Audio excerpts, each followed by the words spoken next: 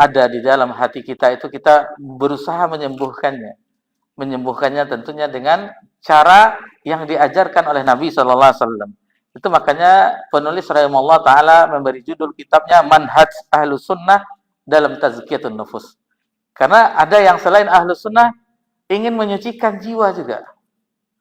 Seperti tarikoh-tarikoh batiniyah, seperti bersemedi di tempat-tempat keramat, melakukan hal-hal yang tidak memakan daging-daging misalnya, vegetarian, atau puasa mutih, dan seterusnya selama 40 hari, atau yang di ada sebagian tarikoh itu ada kelambunya itu selama sekian juga.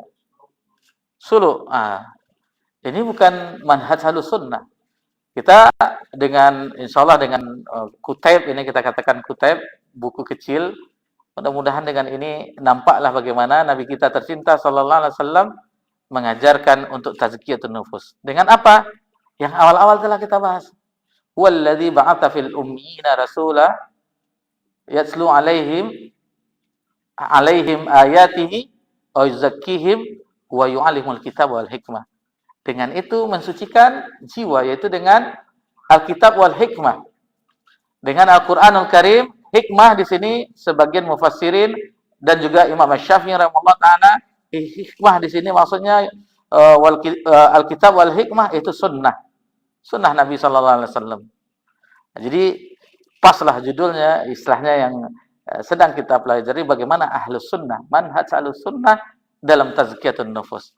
Jadi kita tidak mencari jalan-jalan yang mungkin ada sebagian-sebagian yang kita sebutkan tadi, tetapi bagaimana Nabi sallallahu alaihi wasallam mengajarkan kepada umat untuk membersihkan hati dari noda-noda dosa, noda-noda kesalahan. Dan setiap kita pasti berdosa. Kullu bani Adam khata', berdosa. Setiap kita berdosa. Wa khairul khata'in tawwabun, dan sebaik-baik orang yang berdosa itu adalah yang bertobat kepada Allah. Tobat itu amalan hati. Tobat amalan hati. Kembalinya hati kita ke jalan Allah Subhanahu wa taala. Ketika hati itu sudah berada di jalan Allah, anggota tubuh ini akan ikut. Akan ikut. Jangan kita perhatikan orang-orang misalnya, oh kenapa orang. Perhatikan diri kita. Coba ketika hati kita itu berada dalam keimanan yang kuat, mudah kita dalam mengamalkan ibadah. Contoh, bulan Ramadan. Sudah 1 bulan berlalu karena kita telah berada dalam bulan Zulqa'dah. Itu bagaimana kita di bulan Ramadan seolah-olah semangatnya tinggi. Dan ketika Ramadan berlalu, dan alhamdulillah kita sudah ingatkan di pertemuan kita sebelumnya bagaimana agar kita tetap istiqomah meskipun Ramadan telah berlalu. Alhamdulillah telah kita ingatkan baik diri kita pribadi dan bapak-bapak, ibu-ibu yang hadir di masjid ini atau mungkin yang mendengarkan. Ya, alhamdulillah kita sekarang sudah berada di tanggal 7 Zulqa'dah 1447 Hijriah, bertepatan tanggal 24 April 2026 Masehi. Dan ini insyaallah adalah pertemuan kita yang ke-10 dalam pembahasan ini. Sudah insyaallah 10 pertemuan ya di malam ini. Dan bulan Zulqa'dah kita ingatkan juga salah satu dari bulan haram. Bulan Zulqa'dah. Inna iddata syuhuri indallah isna asyara syahra. Jadi jumlah bilangan di sisi Allah itu adalah 12 bulan. Fi kitabillah yauma khalaqas samawati wal ard. Itu yang telah Allah tentukan sejak diciptakannya langit dan bumi, minha arba'atun hurum ila akhir ayat. Dan di antara 4 bulan 12 bulan itu ada 4 bulan haram. Yang sekarang kita berada di bulan tersebut yakni Zulqa'dah, bulan depannya Zulhijjah, 2 bulan ke depannya Al-Muharram. Itu bulan haram yang berturut-turut. Adapun yang satu terpisah yang telah kita lewati yaitu bulan Rajab sebelum bulan Sya'ban. Jadi bagaimana di bulan haram ini tentunya pahala dilipat gandakan dan dosa juga dilipat gandakan. Ketika biasanya pencatatan amal seseorang itu berdosa, itu dicatat 1 kesalahan, tetapi kalau di bulan haram itu 2 kali lipat. Karena bulan yang mulia, selain amal ibadah, amal pahala ganjaran itu dilipat gandakan, yang biasanya 10 kali lipat, mungkin 20 kali lipat. Karena dilipat gandakan oleh Allah Subhanahu wa taala. Jadi perbanyak ibadah, Dan tentunya kita bersyukur ya, Pak jemaah kita ada yang menjadi tamu Allah di Yufur Rahman. Yang Masjid Taqwa kita ada. Mungkin ada. Sudah berangkat atau belum? Tidak tahu. Ya, ini salah satunya untuk menguatkan keimanan, yaitu ibadah yang akan dilakukan di bulan Zulhijjah. Dan ini kita sudah berada bulan Syawal, Zulqa'dah, Zulhijjah itu bulan haji, 3 bulan tersebut. Misalnya kita berangkat, tapi tidak istilahnya kalau peraturan di zaman Nabi SAW atau di zaman sebelum ada peraturan-peraturan dari pemerintah kerajaan Saudi Arabia untuk menertibkan jamaah haji, itu misalnya kita berada di bulan Syawal, datang untuk umroh, kita niatkan untuk haji, itu sudah bisa. Hajinya haji tamattu, karena 3 cara manasik haji, qiran, ifrad, dan tamattu. Tamattu kita umroh dulu, setelah tahallul buka pakaian. Kita menunggu sampai, jadi tidak keluar dari apa? Dari Mekah. Sampai tanggal 8 Zulhijjah. 8 Zulhijjah kita pakai ihram lagi, baru niat untuk haji. Labbaik Allahumma hajjan atau hajjah. Nah, itu di tanggal 8 Zulhijjah, di hari Tarbiyah. Jadi sudah bisa di bulan Syawal, di bulan Zulqa'dah, dan tentu yang terakhir mungkin di awal-awal Zulhijjah atau di akhir Zulqa'dah. Nah, itu mengenai haji, tentunya bagi yang Allah berikan kesempatan menjadi tamunya Duyufur Rahman, itu tentu akan meningkatkan keimanan, karena ibadah itu akan meningkatkan keimanan. Ketika kita melakukan ibadah, itu akan terasa hati itu tenang. Contoh sholat. Ketika kita tadi sholat, selesai sholat, zikir-zikir, dan tenang hati kita. Tenang. Apapun yang kita lakukan dalam masalah urusan dunia yang membuat sempit, membuat kita lelah, ketika kita sholat, lapang rasanya dunia itu. Lapang rasanya. Dan itulah yang dirasakan kenikmatan-kenikmatan ibadah itu oleh orang-orang terdahulu. Contoh yang suri tauladan kita Nabi SAW, bagaimana beliau dengan salat, ibadah salat menikmatinya. Ya Bilal, aqimis shalah. Wahai Bilal, tegakkanlah iqamah. Arihna bis shalah. Istirahatkan kami dengan salat. Bagaimana istirahat? Bukankah ketika kita istirahat santai-santai itu ada berleha-leha, santai-santai, tidur-tiduran, kan senang rasanya. Misalnya habis aktivitas di waktu sore santai, atau di waktu ba'da zuhur santai, kita santai-santai, hidupkan AC atau kipas angin, santai-santai. Kan tenang. Apalagi Ustaz Iqbal dari kampus. Santai-santai, senang dia. Udah capek-capek 2 mata kuliah pagi kan. Ditambah pula setengah 2 masuk, pada asar pulang ya.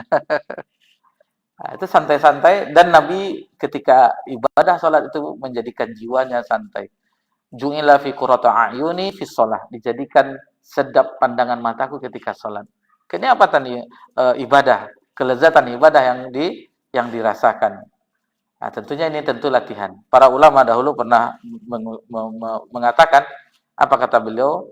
Kami itu melatih, mencambuk jiwa kami, memaksa jiwa kami 20 tahun untuk sholat ini, untuk khusyuk, untuk ini. Kami latih, kami arahkan agar khusyuk, 20 tahun berikutnya baru kami merasakan nikmat ibadah tersebut. Jadi kalau 20 tahun tambah 20 tahun, 40 tahun latihan sungguh-sungguh, baru merasakan nikmat ibadah. Jadi bukan sembarangan. Yang kita lawan itu setan yang mengganggu. Allahu Akbar ketika takbiratul ihram. Lari setan. Kemudian dekat lagi. Diputarnya tengkorak kita. Tengkorak kita diputarnya. Uzkur kaza, uzkur kaza. Ingat ini, ingat ini, ingat ini. Semuanya ingat. Semuanya ingat. Sehingga dijelaskan oleh orang-orang bijak. Kalau kita lupa letak sesuatu, bawa sholat, akan ingat dia. Misal kita lupa suatu kunci misalnya, bawa sholat, ingat, oh ternyata dekat vas bunga. Tandanya pikiran kita dibawa oleh setan kemana-mana, agar kita tidak menikmati ibadah tersebut. Apalagi ini ibadah yang untuk sulit ya, termasuk sulit, antriannya yang lama, biayanya juga. Kalau diambil yang antrian cepat, mahal juga, ONH Plus misalnya, Haji Plus, atau yang langsung berangkat, yang berkasus, furoda yang sudah dihapus, atau istilah mujamalah apa yang seterusnya, tapi tidak tahulah kita untuk tahun sekarang karena setiap tahun itu peraturan berbeda-beda oleh kebijakan untuk sebenarnya untuk kenyamanan tamu Allah. Tamu Allah untuk kenyamanan, seharusnya kapasitasnya sekian juta jamaah.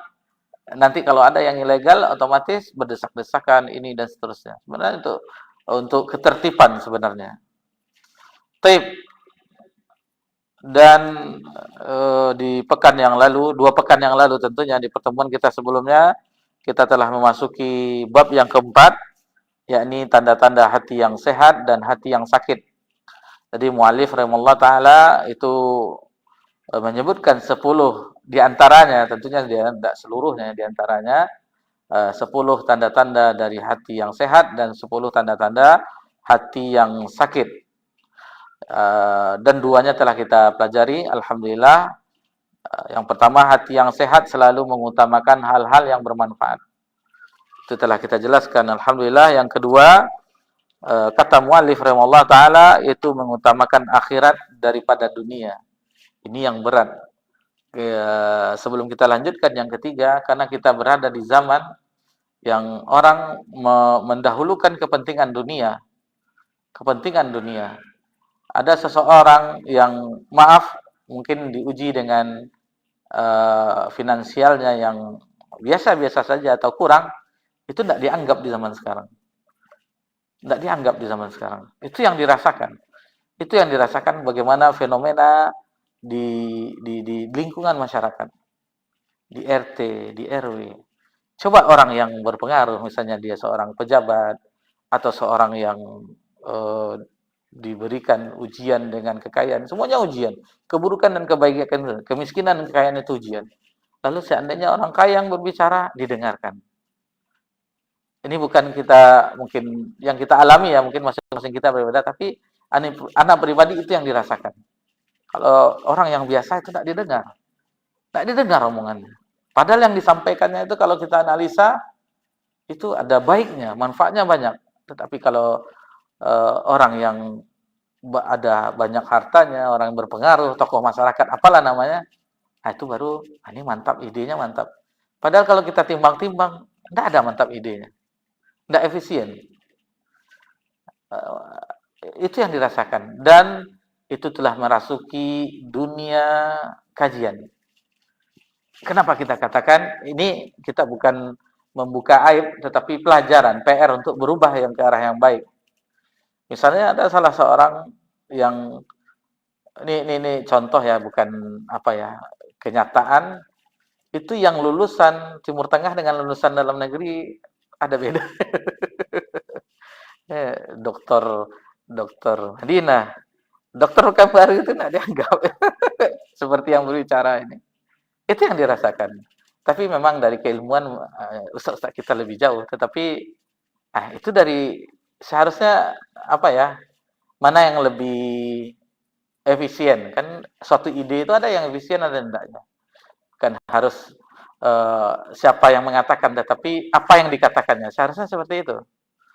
Siapa yang mengatakan, ini susah, sudah salah kita. Tetapi apa yang dikatakannya, ini yang kita yang lupa di sini. Jadi ini pengalaman bukan curhatnya, nanti curhat yang dirasakan. Dan itu pun kami juga melewati masa-masa demikian, bagaimana dahulu yang mungkin sama kita, yang biasa-biasa saja, tidak diperhitungkan. Tetapi ketika sudah adalah sedikit Allah titipkan rezekinya sebagai ujian, karena nanti diminta pertanggungjawabannya, itu apapun kegiatan kita didatangi. Dari orang kampung, dari orang ini. La haula wala quwata illa billah. Mudah-mudahan Allah Subhanahu wa taala senantiasa membersihkan hati ini. Jadi kalau ketika ada orang yang turun dari mobil, lalu kita respect, lalu orang yang biasa, yang jamaah rutin ini, lalu kita anggap biasa, ini salah satunya. Berarti kita telah mementingkan dunia daripada akhirat. Dan Nabi ditegur. Nabi SAW ditegur ketika mendakwahkan orang-orang pemuka Quraisy. Nabi ingin semangat sekali apabila kabilah-kabilah, ketua-ketua atau kepala-kepala kabilah ini masuk Islam, otomatis yang di belakangnya akan ikut. Ketika Nabi sedang bersemangat, datanglah sahabat Abdullah bin Maktum. Datang, ingin menanyakan sesuatu. Berubah wajah Nabi. Turun firman Allah, abasa wa tawalla. Nah, ini pelajaran bagi kita ya. Jadi misalnya ini contoh ya, ini bukan kejadian nyata. Contoh ini permisalan untuk memahamkan kita. Misalnya ada salah seorang ikhwan kita datang. Lalu datang misalnya salah satu orang yang kaya atau orang yang mempunyai pengaruh lah. Misalnya kita sedang berdialog sama ikhwan kita ini. Dia muzakarah agama. Perihal agama, apapun topiknya. Yang paling seru itu topiknya poligami. Walaupun ikhwan itu kan senangnya pembahasan itu. Walaupun tidak kejadian tapi sudah senang, bahagia. Ya, apapun pembahasannya, masalah tentang agama. Jadi sedang berbicara, datanglah yang ini. Lalu ditinggalkan yang ini. Assalamualaikum Pak, ini. La salam la kalam. Kan kasihan. Seharusnya maaf dulu ya, ikhwan, alhamdulillah. Ya akhi, ini ada bapak ini datang. Seharusnya seperti itu. Ada kodenya. Ini kebanyakan ini diabaikan lalu menyambut yang ini. Ini contoh ya, contoh mungkin ada kejadian juga karena ada sesuatu yang kejanggalan itu ada. Lalu bagaimana bagi yang kita misalnya yang tanda kutip misalnya kita tidak dihiraukan manusia, janganlah malu. Janganlah itu. Karena kita kalau sudah niatnya lillahi ta'ala, kita tidak memandang pujian orang, apa orang tidak. Contoh ya, kita ulang lagi contoh yaitu sahabat Ulbah bin Zaid. Ulbah bin Zaid adalah sahabat yang miskin, termasuk paling miskin di zaman Nabi SAW. Ketika perang yang membutuhkan dana yang banyak, kalau tidak salah itu perang Tabuk perang Khaybar, Tabuk kalau tidak salah. Jadi membutuhkan banyak dana, banyak persiapan dan seterusnya. Sahabat pada menyumbang semuanya, bahkan ada yang satu mud, kurma dan seterusnya. Penting ada yang berinfak fisabilillah. Ini tidak ada hartanya, apa yang mau disumbangkan? Untuk berangkat perang saja tidak ada, alat-alat baju perang tidak ada, alat-alat perang tidak ada, kendaraan tidak ada. Bagaimana perasaan hati? Tentunya tidak enak orang menyumbang. Terdengar pula Utsman bin Affan menyumbang yang banyak. Terdengar pula Umar menyumbang separuh hartanya. Terdengar pula Abu Bakar As-Siddiq radhiyallahu anhu ajmain itu menyumbang seluruh hartanya. Ini tidak ada yang disumbangkan. Apa yang mau disumbangkan? Yang disumbangkan itu tidak ada. Lalu ketika di malam harinya, ini yang pelajaran yang sangat berharga bagi kita ya. Ketika orang hanyut dalam tidurnya, dalam mimpinya, bangun. Lalu sholat malam, bermunajat kepada Allah. Inilah senikmat-nikmatnya hidup. Apa yang dimunajatkan? Disebutkannya lah semua. Orang berinfak fisabilillah begini-begini ya Allah. Dilangitkannya doa. Berbisik-bisik dengan Allah Subhanahu wa taala, apa yang terasa di dalam hatinya disampaikannya kepada Allah. Lalu dia berinfak, ya Allah, seandainya ada orang yang membicarakannya dan seterusnya, maka saya infakkan kehormatan saya Allah. Saya redho apa yang mereka katakan. Di waktu subuh Nabi SAW bersabda setelah sholat, lalu bersabda berbicara ke arah para sahabat radhiyallahu anhum ajmain, ada yang diterima infaknya. Tentu kalau diterima itu luar biasa. Apakah banyak, apakah ini, orang berkata-kata. Dan sahabat Ulbah bin Zaid radhiyallahu anhu itu tidak merasa beliau. Karena apa yang disumbangkannya, tidak ada yang disumbangkannya. Lalu Nabi SAW menyebutkan nama beliau. Infaknya Ulbah bin Zaid diterima oleh Allah Subhanahu wa taala. Seperti bagaimana jiwanya merasakan. Tentunya dengan air mata yang berlinang mendengar apa yang disebutkan, apa yang keluar dari lisan Nabi sallallahu alaihi wasallam. Yang disumbangkannya apa?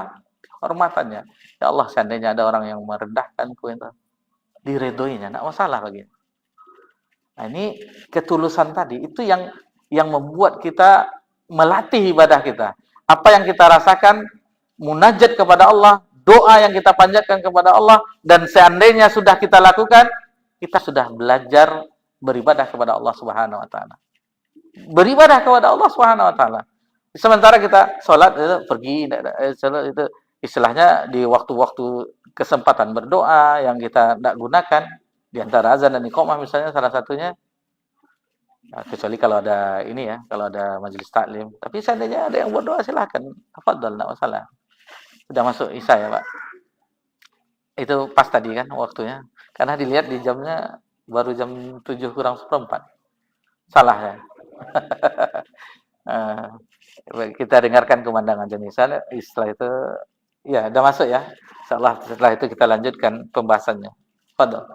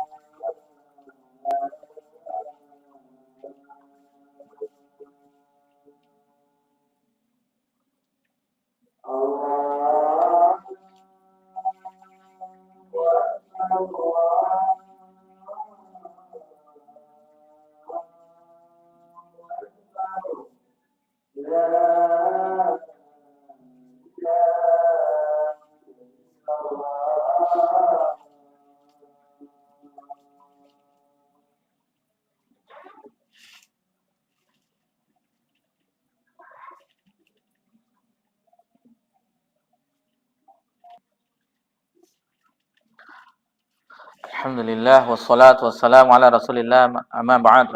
Baik, setelah kita pelajari di pekan yang lalu yaitu bahwasanya seseorang yang hatinya sehat di antara tandanya yang pertama mengutamakan hal-hal yang bermanfaat. Yang kedua yaitu mementingkan akhirat daripada dunia. Perhatikan, mementingkan akhirat daripada dunia. Itu kalau sudah kita dahulukan akhirat, berarti hati kita sedang sehat. Tetapi kalau kita pentingkan, apalagi kita korbankan urusan akhirat demi kepentingan dunia, nah ini berbahaya. Kata Nabi di dalam ayatnya, bukan kata Nabi, di ayat bal tu'sirunal hayatad dunya. Jadi memang dikecam ya, Allah Subhanahu wa taala mengecam, bahkan kalian lebih mengutamakan kehidupan dunia. Lalu ditegaskan wal akhiratu khairu wa abqa. Padahal kehidupan akhirat itu lebih baik dan lebih kekal. Ikhwani fiddin wa akhwati fillah, azakumullah. Kita masuk poin yang ketiga di antara tanda-tanda hati sehat, dan mudah-mudahan ini tanda-tanda kebaikan ini ada sama jiwa kita, ada dalam hati kita. Nah, ini yang kita harapkan. Dan apabila belum, kita berusaha untuk memperbaikinya. Yang ketiga, bertaubat kepada Allah dan menggantungkan hidupnya hanya kepadanya. Bertaubat kepada Allah dan menggantungkan hidupnya hanya kepadanya. Bagi yang ada bawa buku yang cetakan yang ini, halaman 84. Halaman 84. Disebutkan oleh muallif rahimahullah ta'ala, orang yang hatinya sehat akan menyadari dan meyakini bahwa tidak ada kehidupan, tidak ada kebahagiaan, tidak ada kesenangan dan kenikmatan melainkan dalam beribadah hanya kepada Allah Ta'ala. Ini yang dirasakan. Bertawakal kepadanya serta mengharap dan takut hanya kepada Allah Subhanahu wa taala. Orang yang hatinya sehat akan selalu menggantungkan hidupnya hanya kepada Allah dan selalu bertaubat kepadanya. Ini dia yang digambarkan hati yang sehat tersebut.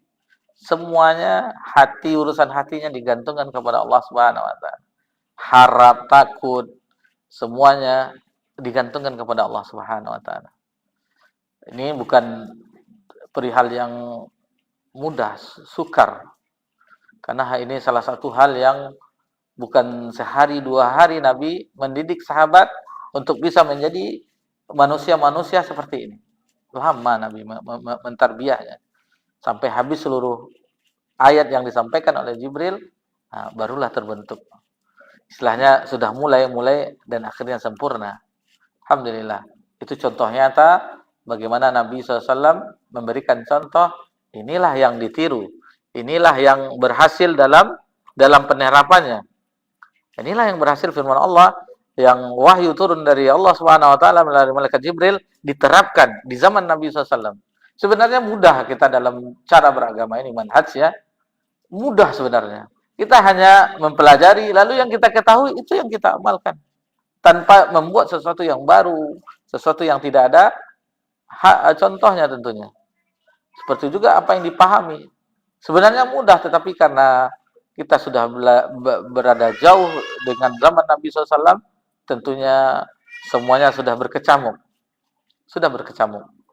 Ini datang juga dengan pemikirannya, ini datang juga dengan pemikiran, ini datang dengan pendapatnya, ini berdiri organisasinya, ini ada persatuannya. Akhirnya orang itu loyal terhadap organisasinya, persatuannya, partainya. Nah, kalau dahulu tidak. Bahkan yang ada kabilah-kabilah Nabi satukan. Ukhuwah Islamiyah, kaum mukminin, tidak ada. Tidak ada Ansar, tidak ada lagi. Misalnya teriak, wahai Ansar, wahai Muhajirin.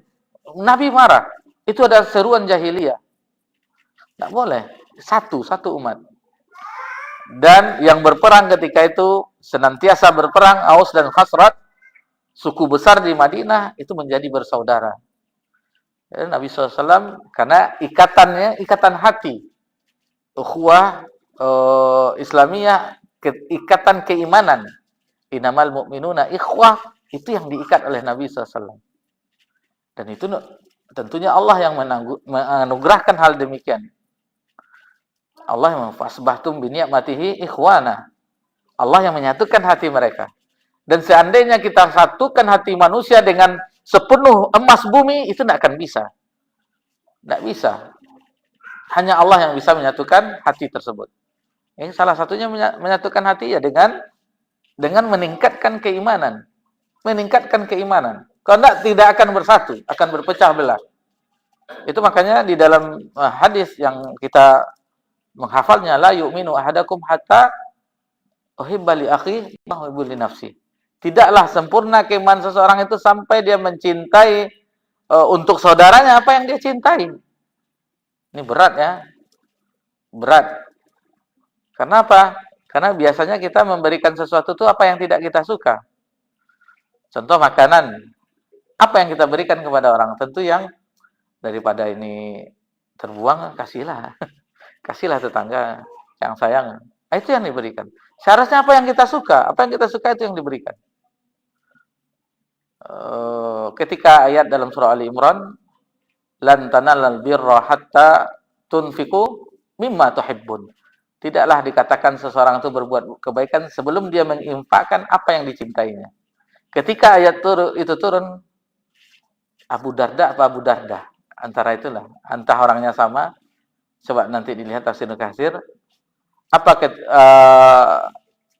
yang beliau ungkapkan kepada Nabi SAW ketika ayat itu dibacakan oleh Nabi, ya Rasulullah, sesungguhnya aku memiliki kebun kurma yang ini yang aku suka, yang dekat dengan Masjid Nabawi. Aku infakkan fisabilillah ya. Ambillah hasilnya. Yang paling disukainya. Kalau kita kan enggak, yang paling enggak kita sukai. Ada uang 100.000, ada 20.000. 20.000 aja lah. Coba yang 100 ini. Ini karena keberanian ya, keberanian. Kita katakan keberanian karena seseorang akan tidak ada keberaniannya, tidak sanggup dia menginfakkan 20.000. Banyak kali 100.000. 20 aja lah. Agak takut kita, yang seolah kita takut miskin, takut ini. Padahal di sisi Allah, Allah akan ganti semuanya. Bahkan dilipat gandakan oleh Allah Subhanahu wa taala 10 kali lipat sampai 700 kali lipat. Tapi syaratnya ikhlas. Syaratnya yang berat. Kalau mungkin enggak takut itu bisa saja, tapi syaratnya yang berat, ikhlas itu. Baik. Allah Subhanahu wa taala menyifati orang dengan hati yang seperti yang disebutkan tadi, yang semuanya digantungkan kepada Allah, bertobat kepada Allah, kesenangan, kebahagiaannya dia gantungkan kepada Allah semuanya. Itu dalam surah Al-An'am ayat 162 163, Allah Subhanahu wa taala berfirman, "Qul inna sholati wa nusuki wa mahyaya wa mati lillahi rabbil alamin." Katakanlah, sesungguhnya salatku, ibadahku, hidupku dan matiku, ini dia. Lillahi rabbil alamin. Kalau sudah lillah itu tidak ada lelah lagi. Sudah lillah, kita tidak ada lelah. Kita tidak peduli dengan omongan orang, ucapan orang, penilaian orang. Yang kita pedulikan apa? Apa yang saya lakukan ini, apakah nanti Allah memberikan ganjaran? Allah mengampuninya atau tidak? Dan seterusnya. Dan kita khawatir terhadap dosa yang kita lakukan, nanti bagaimana berhadapan dengan Allah? Apakah Allah akan mengampuninya? Itu yang dikhawatirkan. Demikianlah yang diperintahkan kepadaku, dan aku adalah orang-orang yang pertama berserah diri. Jadi berbeda dengan orang yang hatinya sakit. Orang yang hatinya sakit tidak bersegera dalam bertobat kepada Allah. Dan tidak menggantungkan hidupnya kepada Allah saja. Itu yang hatinya sakit. Jadi kalau ada kebalikan dari ini, berarti hati kita bermasalah. Tapi kita lanjut yang keempat. Sebelum kita lanjutkan, teringat ya, taubat adalah pintu gerbang pertama kebahagiaan seorang hamba.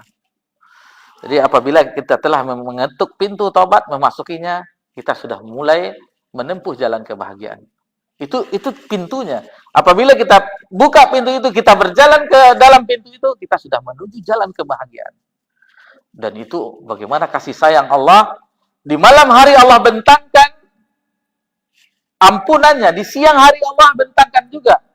Siang dan malam 24 jam Allah menunggu hambanya yang bertobat kepadanya, yang mohon ampun kepadanya, bermaksiat di malam hari, Allah masih tunggu di siang harinya.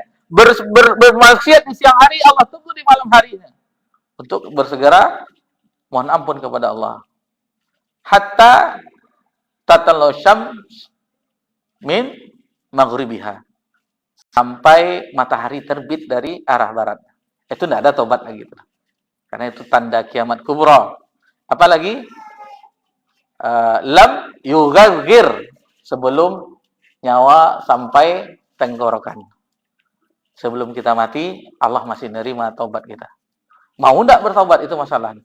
Ustaz, saya dulu banyak dosa, saya enggak ada satupun dosa, saya kerjakan semuanya. Semuanya Allah ampuni. Hatta dosa yang paling besar syirik, mau bertobat Allah ampuni. Bukankah sebagian mereka dahulu sebelum cahaya Islam bersinar di dalam hati para sahabat radhiyallahu anhum ketika Nabi mendakwahkan, sebelumnya di antara mereka sebagian masih ada yang menyembah Lata, Uzza, Manat dan seterusnya, berhala-berhala. Bukankah itu kesyirikan? Lalu ketika bertobat masuk Islam, semuanya gugur. Begitu juga orang yang bertaubat, seluruhnya bertobat ya dengan syarat taubatnya, menyesali perbuatan, kemudian tidak mengulanginya kembali, kemudian mohon istighfar kepada Allah, memperbanyak amal soleh agar dihapuskan dosa-dosa tersebut. Innal hasanat yuzhibnas sayyi'at. Sesungguhnya kebaikan itu akan menghilangkan keburukan, akan dihapuskan. Hatta dosa syirik. Jadi kita tidak boleh berputus asa dengan rahmat Allah, ampunan Allah. Qul ya ibadiyallazina asrafu ala anfusihim la taqnutu mir rahmatillah.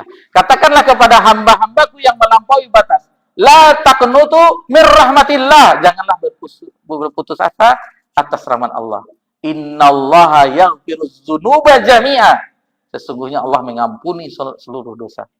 Dalam surah Az-Zumar ayat 53. Nanti bisa dilihat ayat tersebut dan mungkin bisa dilihat tafsirannya bagaimana. Taib yang keempat, dan ini yang terakhir ya, karena kita sudah berjalan juga waktunya.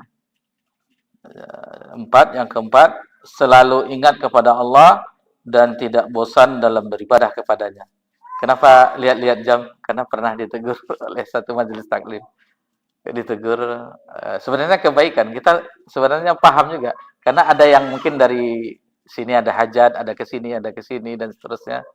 Nanti segan Ustaz belum selesai lagi. Jadi pernah, Ustaz jangan lama-lama. Ada di tempat yang lain. Karena kajian kebetulan 1,5 jam. Kadang tanggung disambung, bahkan selesaikanlah. Sini sering ya.